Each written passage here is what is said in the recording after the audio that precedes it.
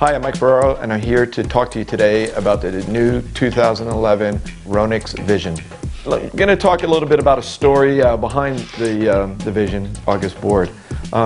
For years, the industry has scaled down pro models, and we weren't really giving the kids a board that was addressing their needs. So when Ronix decided to put this board together, I really been thinking about it for a while, and I decided I'd go out to all the experts. And I considered the experts the parents, the riders, and also coaches in the water sports industry. So what we've done is we've designed a board really specifically for little kids. There's so many options for a parent buying a kid a board.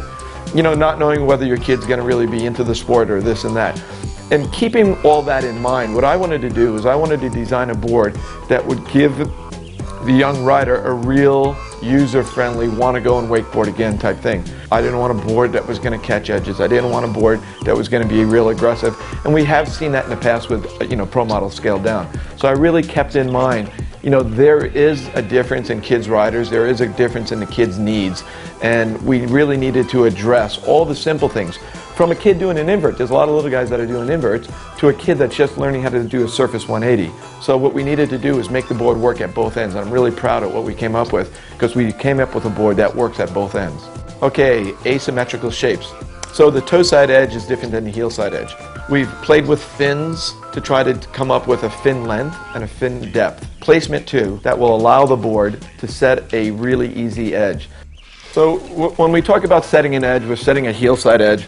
Really what you're doing is the board comes around the turn, and then you increase the steepness of the board's edge angle to make it go. So it's going to go. But on toe side, trying to set an edge angle, if we need to steepen it, toe side, our feet are crossed up and we're all tipped over and leaned against the line. It's really hard to hold that position. It loads the line, and as soon as we hit the top of the wake, we want to get opened up. So we really address that problem, especially for the kids, by going with a longer toe side fin. We moved it closer to the side, and that way, as the board comes around, you can point the board and you don't need to steepen its edge angle to get going. The rocker line is a little bit more than a normal rocker line, and what we did is we did that so kids at slower speeds, when they're turning the board and doing surface turns, the board will have less chance to catch an edge. And it makes also for a softer landing for the kids. A lot of time the kids, when they're learning the wake jumps, they come in with so much speed that they kind of land in that dead area, that bad spot, and the board lands really hard. So what we wanted the board to do is come in with a softer landing. So we played with the rocker to get it to really land soft for all the different boat speeds. We tested the board finless. We tested the boards with deep fins, with shallow fins. We tested the boards at fast speeds and slow speeds, and more importantly, small wakes and big wakes. A lot of the kids don't have the big wakes, but then some of them do. So we really needed to make this board work at the fast speeds, slow speeds, finless. I've seen some of the kids that are really cutting at the wake that weigh 60 pounds that are going 23 miles an hour and ride it finless. So we've addressed both ends. Where the other kids that are going really slow speeds might need that deeper fin. It still works there too.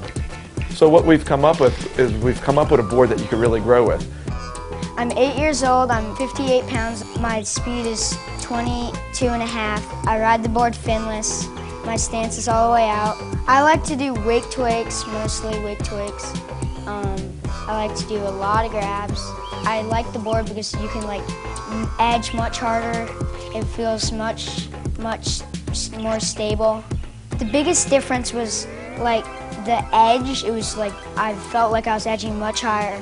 The landings, they were so much softer, and I just felt like it was going much bigger right when I started. The one thing about the board is you really need to give your kid a chance, let them demo it. It's a board, the size of the board works for the small, light guys, even with the bigger guys. So if you look at it as an investment, you're going to be riding this board for 3, 4, 5 years. You're not going to grow out of it. The thing is, give your kid a chance. You just don't know how good they can be until they get on the right product. Before, we were giving kids pro models and scaling them down. Now there is a board specifically designed for kids.